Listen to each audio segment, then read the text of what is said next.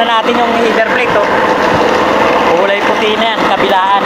So, kaya yan namuti mga boss, gawa ng tingga ito. Ayan. Ininitan ko lang yan, tapos steel brass. Kaya lumabas yung kulay nung tingga. Pero copper brass to mga boss. Copper brass. At the same time ito, malinis na rin yan natin. Ayan. Flux naman o yung zinc chloride. Ininitan ko tapos na-applyan ng zinc chloride para kumapit yung tingga. So ngayon ikakapit na natin to mga boss. Ayan. Tatama nyo lang naman yan yun. Yun lang. Pakita ko sa inyo.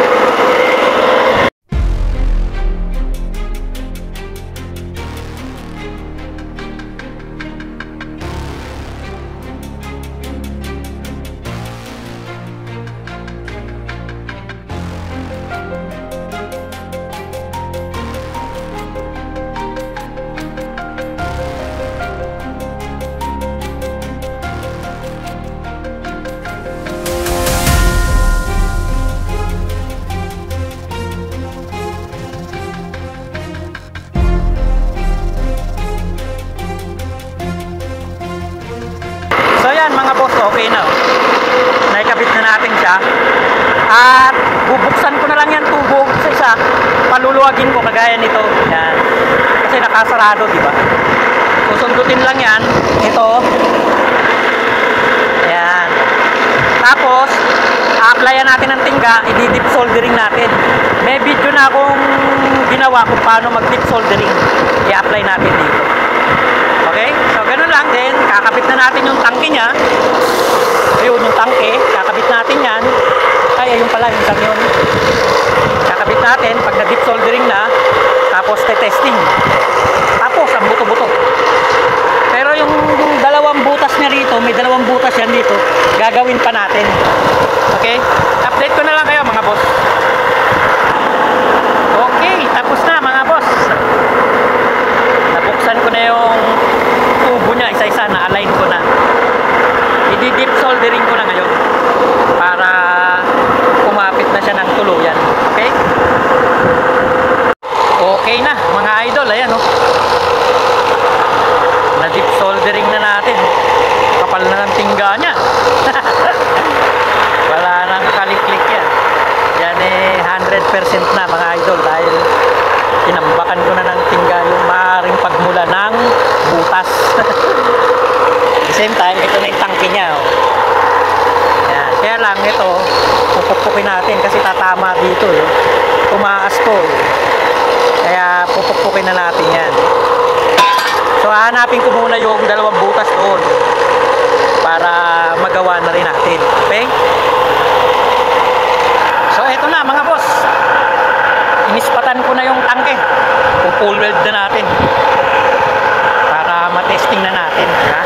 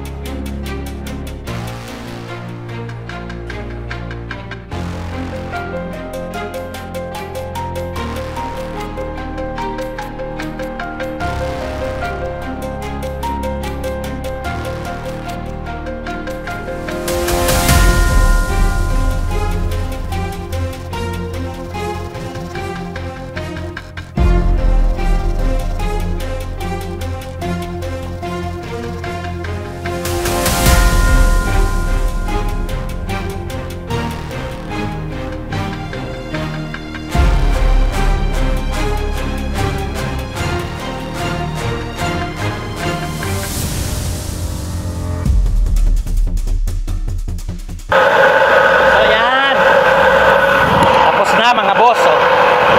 Palalamig-lamigin ko lang ha. Tapos testing natin doon sa mahiwagang backup. Pero may leak pa yan, yung dalawa doon sa baba. Hindi ko pa nakukundim. Sinaraduhan ko na yan, na tinesting. Makikita natin yan dyan mamaya. Okay? So ito na mga boss, tinesting na natin. So andito yung 6 na butas dati. Ngayon wala na kasi pinutol na natin. Diba, lumiit na siya eh. Oh. Ayan, wala na oh. May hangin na yan. Tapos, ito na lang, dalawang butas dito. Ito, nakita ko na rin yun. Ibabaw lang siya yun. Ayan o. O, diba? O, madali lang retirin yan. Okay, sa i-scrap ko. Kasi nung una, naisip ko, i-scrap na. Maraming butas eh. Pero nang buksan ko, bago pa pala to. Hindi ko pa nagagawa, simulat sa phone. Kasi may goma pa siya dun sa tangke. Kaya nanghinayang naman ako, kumbaga hindi pa bawi yung kumpanya rito. Di ba? Tapos i-scrap ko na. Kaya pinutol ko na lang siya. Kasi kailangan din naman ng maliit na radiator para doon sa siding. Dalawa yon eh. Left and right. Dalawang maliit na radiator. At saka 7 na malaki, na mahaba. Ayan o. Ayan o. Ganyan. So, napakinabangan pa ulit, di ba? So, gagawin ko muna mga boss para matapos na natin to. So, ayan na mga boss. So, nalinis na natin. Lumabas na yung butas oh. Ayun oh. Ayan oh, yung itim na maliit na yan. Yan ang butas niya, pati yun, isang yun. Oh. Tapos dito naman, ayun oh. Yan, yung nasa itong gitna na yan. Medyo maliit lang itong isang to. Yung ito ang malaki. Pala dalawa sila. Yan, malinis na. Yan, may kuntil na yan oh. Yan ang butas niya. Yan. Tapos yung isa, ito. Ayan. Saka yun.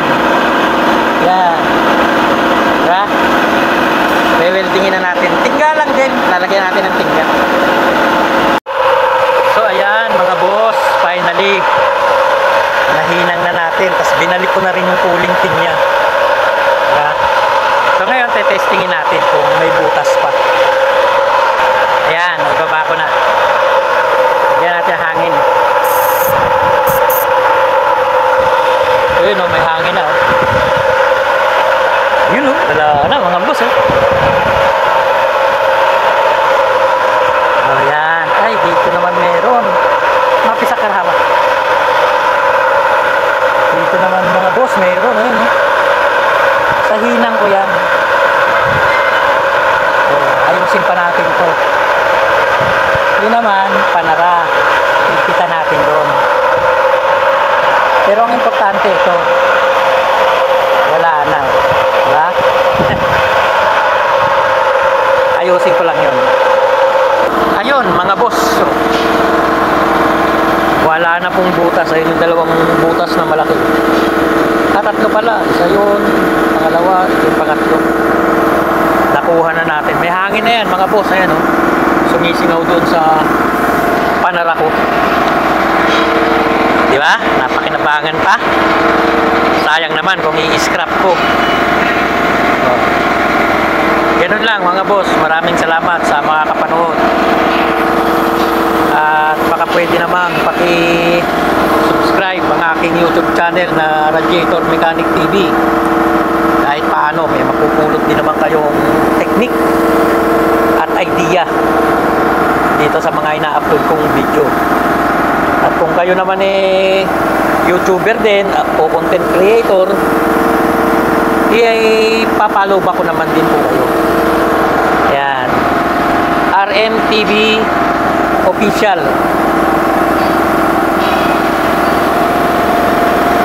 Makikita nyo yun sa Facebook at YouTube. Maraming salamat muli mga boss sa walang sawang panonood ng mga ina-upload kong video. Ingat tayong lahat.